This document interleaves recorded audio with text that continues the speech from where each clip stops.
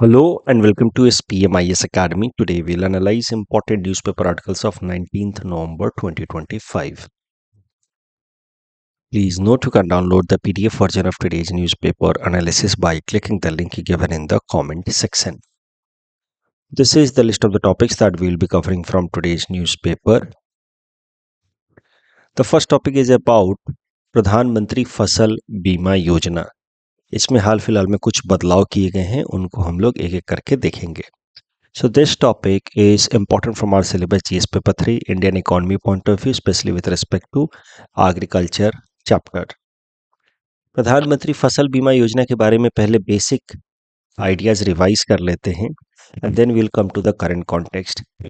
ये जो स्कीम है इसको साल 2016 में लॉन्च किया गया था बाय मिनिस्ट्री ऑफ एग्रीकल्चर, जिसके अंतर्गत हमारे फार्मर्स के क्रॉप को इंश्योर किया जाता है so that in case of crop loss, crop damage, उनको कंपनसेट किया जा सके.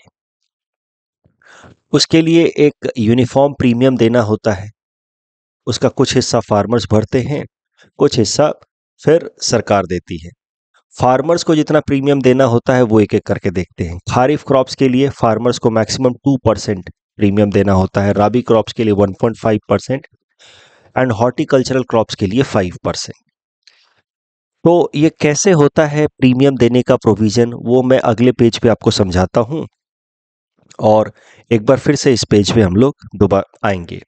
देखिए, जैसे फार्मर ने फसल लगाई, खारिफ की फसल लगाई, तो अब उसकी फसल का कितना एक्सपेक्टेड अमाउंट होगा वो पहले ही अंदाजा लगा लिया जाता है. जैसे मान लीजिए कि उसने 2 हेक्टेयर पे खेती की है, 2 हेक्टेयर एरिया पे खेती की है. Farmer grows rice on 2 hectare area. Per hectare उस एरिया में राइस का यील्ड कितना होता है इन टर्म्स ऑफ मनी, पहले वो अंदाजा लगाया जाता है. डिस्ट्रिक्ट लेवल पे एस्टिमेशन कमिटी होती है सरकार की, वो अंदाजा लगाती है हर एक डिस्ट्रिक्ट में कि यहाँ पे राइस का पर हेक्टेयर यील्ड होता है 20,000 रुपये का, और फार्मर ने खेती की है 2 हेक्टेयर एरिया में राइस. तो यानी कि फार्मर ने जितने की राइस की खेती की है उसकी टोटल अमाउंट है 40,000 रुपये. That 40,000 rupee is the amount जिसका इंश्योरेंस कराना चाह रहा है फार्मर. 2 हेक्टेयर एरिया है उसकी ज़मीन, पर हेक्टेयर वहाँ पे जो राइस उगती है उसकी वैल्यू होती है लगभग 20,000 रुपये. ऐसा डिस्ट्रिक्ट लेवल एस्टिमेशन कमेटी ने तय किया. तो मतलब फार्मर को 40,000 रुपये का इंश्योरेंस कराना है. अब 40,000 रुपये का 2%, अगर खारिफ क्रॉप है तो 2% फार्मर को भरना है प्रीमियम के तौर पे. अगर राबी क्रॉप है तो ओनली 1.5%, हॉर्टिकल्चरल क्रॉप है तो 5%. अब होता क्या है कि फार्मर के लिए तो प्रीमियम फिक्स कर दिया गया कि आप बस राबी क्रॉप्स के लिए 1.5%, खारिफ के लिए 2% एंड हॉर्टिकल्चर के लिए 5% भरेंगे.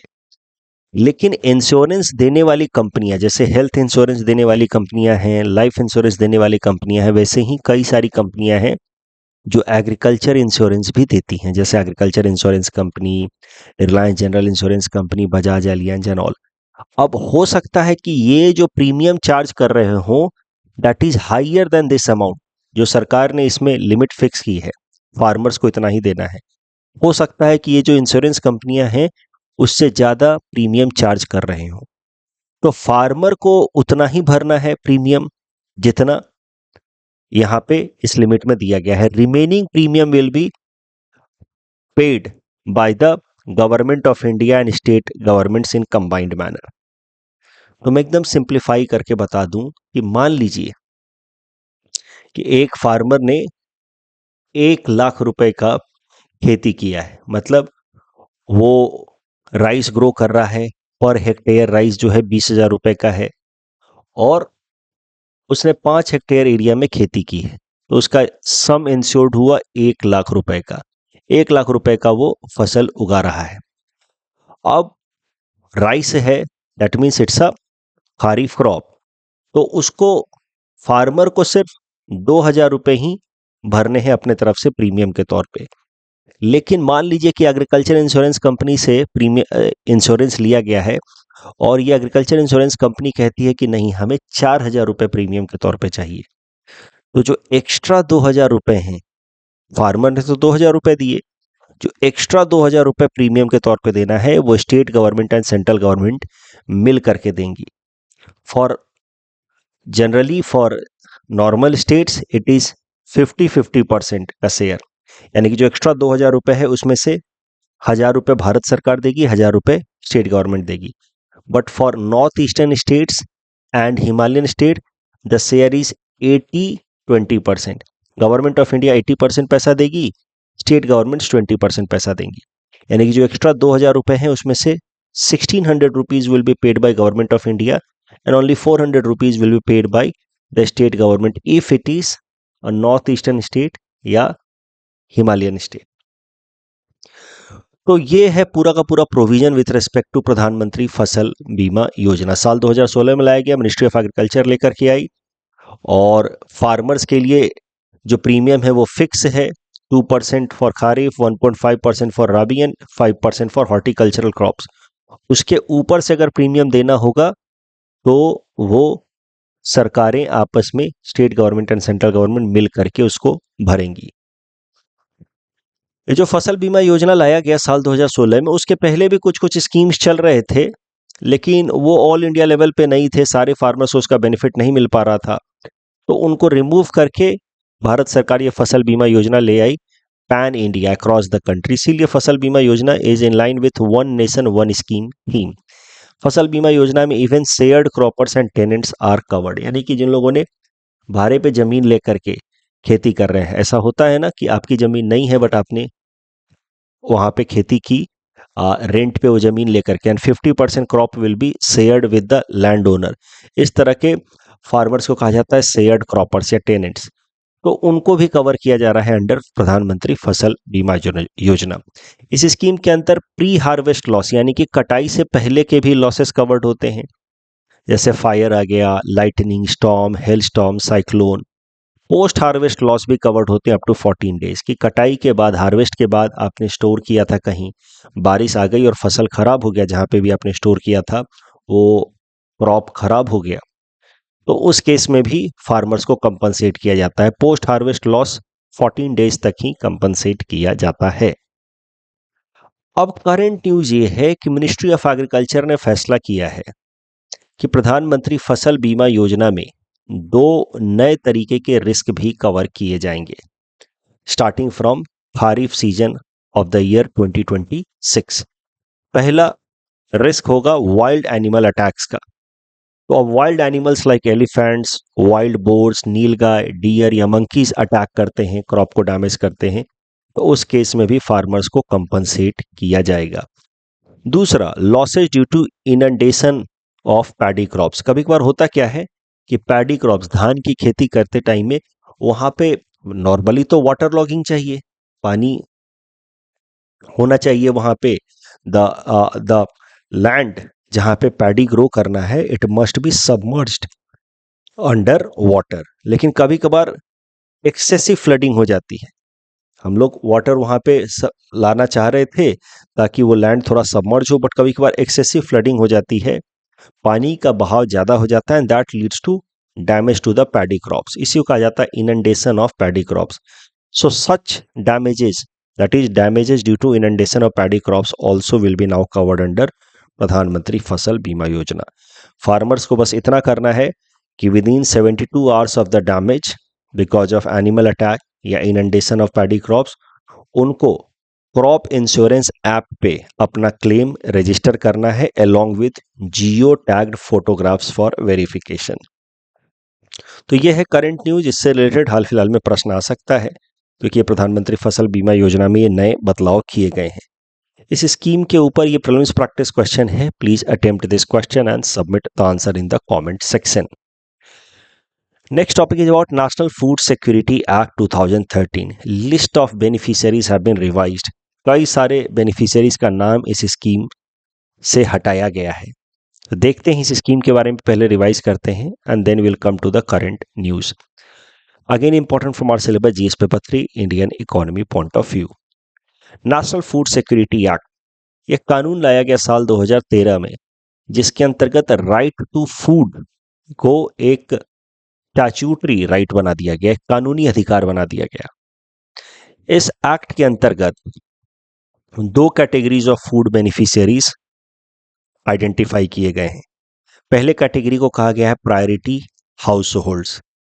इसके अंतर्गत रूरल एरियाज में रहने वाले 75% poor population and urban area में रहने वाले 50% पुअर पॉपुलेशन को आइडेंटिफाई किया गया है और उनको 5 किलोग्राम फूड ग्रेन प्रोवाइड किया जाता है। It might be rice, wheat, coarse grain जैसे कि ज्वार, बाजरा, कुछ भी हो सकता है। 5 kilogram overall food grain provide किया जाता है इनको पर person per month free of cost.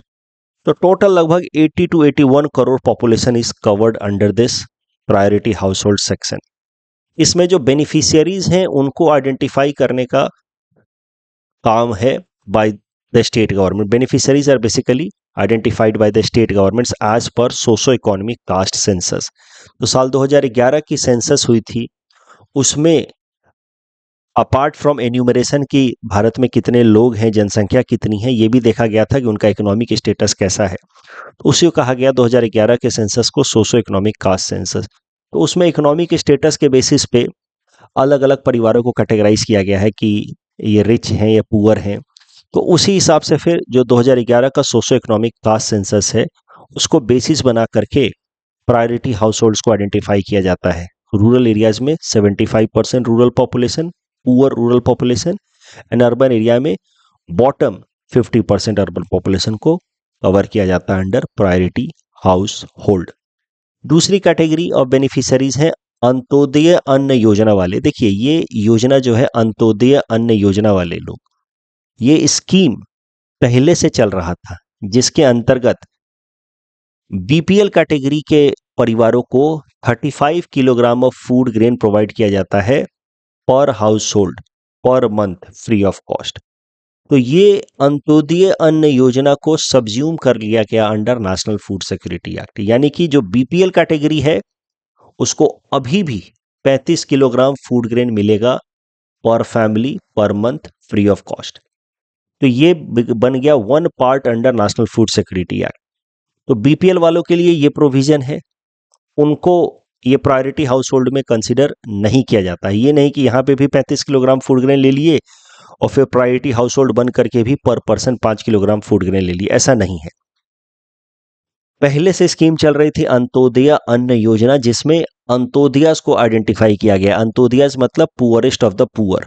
Basically इसमें बीपीएल कैटेगरी के लोगों को रखा गया है, बिलो पॉवर्टी लाइन लोगों को, और उनको 35 किलोग्राम फूड ग्रेन प्रोवाइड किया जाता है तो पर हाउस होल्ड पर मंथ। सो ये दो मेन कैटेगरी हैं ऑफ बेनिफिशियरीज जिनको फूड बेनिफिट प्रोवाइड किया जाता है under national food security act of 2013। और भी कुछ एग्जिस्टिंग स्कीम्स थे फूड एंड न्यूट्रिशन से रिलेटेड जो इस कानून से पहले से चल रहे थे। उन सारे स्कीम्स को इस कानून के अंतर्गत सब्ज्यूम कर दिया गया so that this schemes could get statutory provision. देखिए भारत सरकार या स्टेट गवर्नमेंट कोई स्कीम लेकर के आती है, वो स्कीम लाई जाती है as a result of executive order, लेकिन उसको और ज़्यादा अगर वेटेज देना है ताकि वो स्कीम चल पाए विदाउट एनी लिमिटेशन या हिंड्रेंस, आने वाली सरकारें भी उसको इजीली रिमूव ना कर पाए, तो इसके लिए क्या किया जाता है कि उस स्कीम को किसी कानून के अंदर सब्ज्यूम कर दिया जाता है, कानून बना करके उस स्कीम को प्रोटेक्शन दे दिया जाता है। तो उसके बाद वो स्कीम्स सब हो जाती हैं स्टैट्यूटरी राइट्स। जैसे हम बात करें ये अंत्योदय अन्न योजना की, तो ये पहले एक स्कीम था, बट इस स्कीम को अब एक कानून के अंतर्गत सब्ज्यूम कर दिया गया, तो it has now become a statutory scheme. अब इसको अगर अगली सरकारों को बदलना है तो पहले उनको कानून अमेंड करना होगा, स्कीम को सिर्फ एग्जीक्यूटिव ऑर्डर से रिवोक नहीं किया जा सकता। तो ये फायदा होता है किसी भी स्कीम को, वेलफेयर स्कीम को किसी एक्ट के अंतर्गत सब्ज्यूम करने का। तो भारत सरकार ने क्या किया, national food security act of 2013 के अंतर्गत अपार्ट फ्रॉम सब्ज्यूमिंग अंत्योदय अन्न योजना 3 एग्जिस्टिंग स्कीम्स को और इंक्लूड कर दिया विद इन दिस। पहला इंटीग्रेटेड चाइल्ड डेवलपमेंट सर्विस, ये स्कीम 1976 से ही चल रहा है। इसके अंतर्गत आंगनवाड़ी सेंटर्स बनाए गए हैं जहां पे pregnant and lactating women plus children up to 0 to 6 years उनके न्यूट्रिशन का ध्यान दिया जाता है, plus children between 0 to 6 years उनको प्री प्राइमरी एजुकेशन भी दी जाती है। तो now ICDS has been subsumed under national food security act. ICDS के अंतर्गत जो फूड रिलेटेड बेनिफिट्स हैं they are now given as per National Food Security Act. So now it is a statutory right of pregnant women and lactating mothers plus children between 0 to 6 years to get nutrition benefit from anganwadi centres. ये उनका कानूनी अधिकार हो गया है क्योंकि ये scheme को सब्ज्यूम कर दिया गया है under national food security act. Similarly PM पोषण योजना, पहले इसका नाम था मिड डे मील स्कीम, अब है पीएम पोषण योजना, जिसमें 6 से 14 साल के बच्चों को हॉट कुक्ड मील प्रोवाइड किया जाता है, nutritious hot cooked meal during the recess time in the government schools, उसको भी सबज्यूम किया गया अंडर दिस एक्ट। प्लस प्रधानमंत्री मातृ वंदना योजना, जिसमें मैटरनिटी बेनिफिट अप टू ₹6,000 दिया जाता है to the pregnant women who are working in informal sector, उसको भी सबज्यूम कर दिया गया under national food security act, ताकि ये वीमेन को 6,000 रुपये मिले अगर, तो उससे वो अपने न्यूट्रिशन का ध्यान रख पाए ड्यूरिंग प्रेगनेंसी या ड्यूरिंग द लैक्टेशन पीरियड। अब हर स्टेट गवर्नमेंट, जैसा कि मैंने आपको बताया, स्टेट गवर्नमेंट्स की मेनली जिम्मेदारी है बेनिफिशियरीज को आइडेंटिफाई करना और फिर उन तक बेनिफिट पहुंचाना। स्कीम भारत सरकार का है, बट स्टेट गवर्नमेंट्स का काम है, रिस्पॉन्सिबिलिटी है बेनिफिशियरीज को आइडेंटिफाई करना, उनके अंदर अवेयरनेस क्रिएट करना कि उनके लिए ऐसे बेनिफिट्स चल रहे हैं। इस कारण से असम सरकार हर महीने की शुरुआती 10 तारीख तक, 1 से लेकर के 10 तारीख तक सेलिब्रेट करती है अन्न सेवा दिन, जिसमें अखबारों में हर जगह एडवर्टीजमेंट आता है कि अन्न सेवा दिन है 1 से लेकर के 10 तारीख तक, जिसमें beneficiaries under national food security act के राइट्स इंटेल किए जाते हैं कि आप जाएं पीडीएस शॉप्स पे, राशन शॉप पे, वहां जाकर के अपना entitlement under national food security act, that is 5 kilogram food grain, आप क्लेम करें। तो ये सब अवेयरनेस क्रिएट करने की कोशिश की जाती है। Over and above the basic commitment under the national food security programme of 5 kilogram of food grain, state governments कुछ एडिशनल बेनिफिट्स भी ला सकती हैं। जैसे असम सरकार लेकर के है कि मसूर दाल, sugar and salt will be offered to the beneficiaries of National Food Security Act below market price, थोड़ा सब्सिडाइज रेट में हम प्रोवाइड करेंगे। आप भी अपने आसपास में जो आपको गरीब लोग दिखें, आपके ड्राइवर, कुक, मेड, उनको अवेयर कीजिए कि तुम्हारे पास राशन कार्ड है या नहीं, नहीं है तो बनवा लो, और फिर नेशनल फूड सिक्योरिटी एक्ट के अंतर्गत तुम 1 से लेकर के 10 तारीख तक में पीडीएस शॉप्स पे, राशन की दुकानों पे जाकर के तुम 5 किलोग्राम फूड ग्रेन क्लेम कर सकते हो। बहुत सारे लोगों को पता ही नहीं है, उनको बताइए इसके बारे में। अब करंट न्यूज ये है, आते हैं इस नेशनल फूड सिक्योरिटी एक्ट के करंट न्यूज पे, कि भारत सरकार ने लगभग 2 करोड़ से भी ज्यादा बेनिफिशियरीज का नाम नेशनल फूड सिक्योरिटी एक्ट से काटा है। उन्होंने चेक किया तो उनको समझ आया कि दीज आर नॉट जेन्युइन या rightful beneficiaries, yet they are claiming benefits, तो उनका नाम हटाया है। लेकिन अल्टीमेटली डिलीट करने की जो रिस्पॉन्सिबिलिटी होगी वो होगी स्टेट गवर्नमेंट्स की। इसीलिए department of food and public distribution under central government, उन्होंने आइडेंटिफाई किए हैं इन एलिजिबल पीपल को, जो लोग एलिजिबल नहीं होने चाहिए फॉर क्लेम, वो फिर भी क्लेम कर रहे हैं, उनके नाम आइडेंटिफाई करके रेस्पेक्टिव स्टेट गवर्नमेंट्स को भेजे गए हैं ताकि उनके नाम डिलीट किए जा सकें from the beneficiary list of national food security act. ये जो सोशो इकोनॉमिक कास्ट सेंसस हुआ था 2011 वाला, बेसिकली जो सेंसस हुआ था 2011 का, उसका नाम था सोशो इकोनॉमिक कास्ट सेंसस। 2021 वाला तो सेंसस हो ही नहीं पाया बिकॉज ऑफ पैंडेमिक, अब वो 2026-27 में होगा। लेकिन 2011 वाले सेंसस के बेसिस पे ही अभी तमाम वेलफेयर स्कीम्स चल रहे हैं। तो 2011 वाला सेंसस का नाम था सोशो इकोनॉमिक कास्ट सेंसस। उसमें क्या किया गया, जो भारत के लोग हैं उनका सोशो इकोनॉमिक स्टेटस की लिस्ट बनाई गई, अपार्ट फ्रॉम एन्यूमरेशन की कितनी हमारी जनसंख्या है इन द सेंसस, उन लोगों का सोशो इकोनॉमिक स्टेटस का लिस्ट बनाया गया, प्लस उनका कास्ट कैटेगराइजेशन भी किया गया। कास्ट वाला डेटा पब्लिकली अवेलेबल नहीं किया गया, it was submitted to ministry of social justice and empowerment, ताकि वो शेड्यूल कास्ट, शेड्यूल ट्राइब लोगों के लिए नेसेसरी बेनिफिशियरी एक्शन ले पाए। कास्ट वाला data was not made public, but socio economic data has been made available to the respective state governments. This data is also available in public. इसमें तमाम तरीके की इंफॉर्मेशन है कि कितने परिवारों में रेफ्रिजरेटर है, कार है, लैंडलाइन फ़ोन है, और उसके बेसिस पे अब तमाम वेलफेयर स्कीम्स ज़्यादातर चलाई जाती हैं। ये जो सोशो इकोनॉमिक डेटा है, इसके बेसिस पे तैयार किया गया है inclusion exclusion principles for welfare scheme, कि अगर परिवार में 4 व्हीलर कार है तो उसको इस स्कीम का बेनिफिट नहीं मिल सकता। अगर परिवार में इतनी ज़मीनें हैं, 2.5 एकड़ से ज़्यादा ज़मीनें हैं, तो उसको इस स्कीम का बेनिफिट नहीं मिल सकता। तो likewise national food security act के अंतर्गत जो परिवारों के पास 4 व्हीलर कार है, लैंड ओनरशिप है, अपने पास ज़मीनें हैं, उनको इस स्कीम का बेनिफिट नहीं मिलना चाहिए। बट ऐसे कई सारे लोग हैं जो फिर भी अपना नाम दर्ज करा करके इस स्कीम का बेनिफिट अवेल कर रहे थे। Now their names will be struck out. मैंने जिस दिन यूबीआई की बात की थी, यूनिवर्सल बेनिफिट, कि सब लोगों को यूनिवर्सल बेसिक इनकम की जिस दिन मैंने बात की थी, उस दिन मैंने बताया था कि वेलफेयर स्कीम्स को इम्प्लीमेंट करने में, welfare schemes like national food security act को इम्प्लीमेंट करने में सबसे बड़ी समस्या होती है इंक्लूजन एक्सक्लूजन एरर। जिसका नाम इंक्लूड करना चाहिए वो रह जाता है, जिसका नहीं होना चाहिए वो इंक्लूड हो जाता है। इन सारी समस्याओं को रिमूव किया जा सकता है थ्रू यूनिवर्सल बेनिफिट या यूनिवर्सल बेसिक इनकम। तो यही है example of inclusion exclusion error. 2.25 crore लोग ऐसे हैं जिनका नाम नहीं होना चाहिए, they should be excluded but they have got their name included. तो यही है inclusion exclusion error, that is a biggest problem with respect to implementation of welfare scheme. Corruption, leakage of fund, ये सब इसके कारण है। इस टॉपिक के बेसिस पे ये प्रीलिम्स प्रैक्टिस क्वेश्चन है। Please attempt this question and submit the answer in the comment section. ऐसा सवाल मेंस में यूपीएससी ने पूछा था, salient feature of national food security act and how this will help in eliminating hunger and mall nutrition in India. सीधा सीधा प्रश्न है, इस स्कीम के प्रोविजंस लिखिए, इसके फिर बताइए कि माल न्यूट्रिशन एंड हंगर को डील करने में कैसे बेनिफिशियल होगा। तो वहाँ पे आप बताइए कि it is not just about food but also it's about maternity benefit and all. ये सब चीज़ें बताइए और इसके बेसिस पे फिर अपना आर्ग्यूमेंट क्रिएट कीजिए।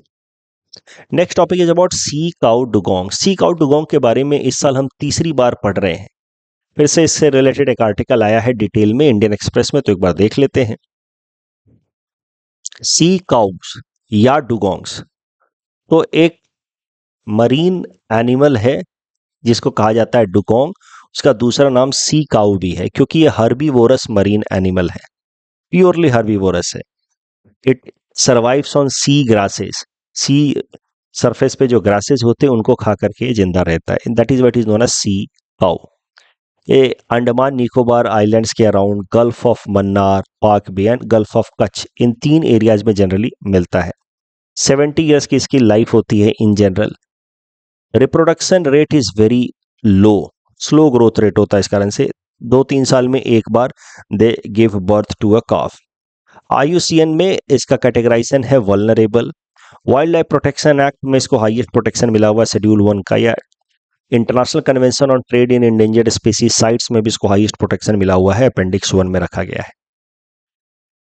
ये सी काउस की बात अगर की जाए तो they help in maintaining healthy sea grass ecosystem. ये जो सी ग्रास ग्रो होते हैं उनको ये लोग खाते रहते हैं, दे कीप ऑन ग्रेजिंग। इससे क्या होता है कि नए नए sea grass, healthy sea grass renew होते रहते हैं, रिजुविनेट होते रहते हैं, क्योंकि जो ओल्डर सी ग्रास हैं उसको ये लोग ग्रेज करते रहते हैं। तो new sea grass, greener sea grass keeps on coming, जिससे क्या है कि फोटोसिंथेसिस विद इन द सी भी होता रहता है, क्योंकि लोग जनरली शैलो एरिया में रहना प्रेफर करते हैं जहाँ पे सनलाइट सरफेस तक पहुँच पाए, वहीं पे तो सी ग्रास होगा। जहाँ पे सनलाइट सरफेस तक पहुंचेगी वहीं सी ग्रास होगा, और उस सी ग्रास को ये लोग खाते रहते हैं। तो greener sea grass, greener pastures आते रहते हैं, जिस कारण से फिर ऑक्सीजन ऐड होता रहता है in the surrounding water, and that helps in keeping the overall ecosystem healthy. छोटी छोटी मछलियां या बाकी शेल्स या other aquatic animals are also able to survive. तो इस तरीके से आप कह सकते हैं कि these sea cows play very important role in maintaining a healthy ecosystem because they graze on sea grasses, and that helps in rejuvenation of first of all it helps in increase in concentration of oxygen in the water, and that leads to more and more fisheries production. In fact, Indian express का एक सर्वे citation कहता है कि one sea cow या one dugong present in a water every year helps in about 2 crores of extra fish, 2 crore rupees का extra fish production. एक dugong एक साल में कम से कम 2 करोड़ की एक्स्ट्रा मछलियां प्रोड्यूस करने में हेल्पफुल होता है। तो you see it's impact on fisheries sector. Size इसका काफी बड़ा होता है। It's a large marine animal, 420 kilogram के आसपास का होता है, 10 फीट लंबा होता है। And as I told you, it's exclusively herbivorous and it prefers living in shallow areas, coastal water जहाँ पे डेप्थ 10 मीटर से भी कम है, ताकि सनलाइट पेनिट्रेट करके सरफेस तक जा सके और वहाँ पे सी ग्रास ग्रो कर सके, क्योंकि सी ग्रास खा करके ये जिंदा रहता है। हाल फिलहाल में सी काउज या डुगोंग्स की जनसंख्या लगातार गिर रही है, इनकी संख्या लगातार कम हो रही है because of habitat loss, tourism, ports, dredging, unscientific fishing and most importantly climate change. Climate change के कारण सी ग्रासेस जो हैं वो धीरे धीरे डीजेनरेट हो रहे हैं, डिग्रेड हो रहे हैं, जिसका सीधा इम्पैक्ट पड़ रहा है सी काउज के पॉपुलेशन के ऊपर। उसके अलावा इनके ऊपर बायोलॉजिकल थ्रेट्स तो हैं ही, जैसा कि मैंने आपको कहा कि इनका रिप्रोडक्टिव रेट काफ़ी स्लो होता है और साथ ही साथ बाकी इन्वायरमेंटल स्ट्रेस पड़ रहा है इनके ऊपर, इस कारण से इनकी पॉपुलेशन लगातार गिर रही है। Earlier their population was around 500 या मोर, now it is estimated that their population has come below 250, which is making sea cow dugongs very very vulnerable. Bharat सरकार ने सी काउ डुगोंग्स को कंजर्व करने के लिए एक अलग से रिजर्व भी बनाया है, डुगोंग कंजर्वेशन रिजर्व नियर पाक बे इन तमिलनाडु। ये 2022 में रिजर्व बनाया गया था।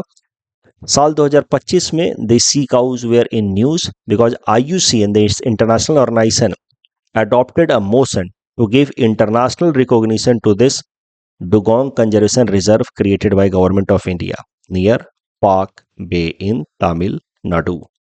इस टॉपिक के बेसिस पे प्रीलिम्स प्रैक्टिस क्वेश्चन है। Please attempt this question and submit the answer in the comment section. Next topic is about parasocial, Cambridge dictionary word of the year. Prelims perspective से important है, कुछ नहीं तो अगर prelims में नहीं भी आया तो ये वर्ड सीख लेंगे तो एस्से राइटिंग में या अपने जीवन में बोलचाल में भी हम लोग इसका इस्तेमाल कर सकते हैं। तो देखते हैं क्या है न्यूज़। कैम्ब्रिज डिक्शनरी ने वर्ड पैरासोशल को डिक्लेयर किया है वर्ड ऑफ द ईयर 2025 और उसको इंक्लूड कर लिया है इन इट्स डिक्शनरी। पैरासोशल का मतलब क्या होता है? Parasocial is a situation when a person feels emotionally connected to someone else, may be celebrity, कोई इन्फ्लुएंसर या sometimes even to AI chatbots. क्या आप दिन रात जेमिनाई से बात करते हैं तो धीरे धीरे आपको ऐसा लगने लगेगा कि जेमिनाई के साथ आपका कोई कनेक्शन है, कोई रिश्ता है। सिमिलरली आप किसी सेलिब्रिटी के पेज को फॉलो करते हैं तो धीरे धीरे ऐसा लगने लगेगा कि you recognise that person, you get emotionally connected with that person. But this kind of relationship is not purely social relationship. This is one-sided relationship because you know a lot about them, but they don't know that you whether exist or not. So इस तरह के relation को कहा जाता है para social relation. It is different from social relation, of course. Social relation में there is mutual interaction between two people. They know each other. Para social में there is one-sided interaction. ये शब्द पहली बार coin किया गया था 1956 में by sociologists like Donald Horton and Richard Wall. But अब इसको धीरे धीरे पूरे दुनिया भर में रिकॉग्नाइज किया जा रहा है with the rise of age of social media and AI के कारण बहुत सारे चैटबॉट्स हैं जिनके साथ लोग बात कर रहे हैं और उनके साथ इमोशनल कनेक्ट डेवलप कर रहे हैं। सोशल मीडिया पे लोग इन्फ्लुएंसर्स को फॉलो कर रहे हैं and para social interactions are on the rise. Ethics में भी हम लोग इसका इस्तेमाल कर सकते हैं। एथिक्स में इस पे सवाल भी आ सकता है कि with rise of para social interaction how it is going to have impact on our emotional behaviour. Topic के बेसिस पे सिंपल प्रीलिम्स प्रैक्टिस क्वेश्चन है। Please attempt this question and submit the answer in the comment section. Sentinel B से related दूसरा statement गलत है because Sentinel 6B is not the first, rather second mission under Sentinel 6 mission. White collar terrorism से related तो सीधा सीधा जवाब होगा ऑप्शन सी। यहाँ पे जवाब होगा जनवरी 1, 2026। That's all from our side for today. Thanks for watching.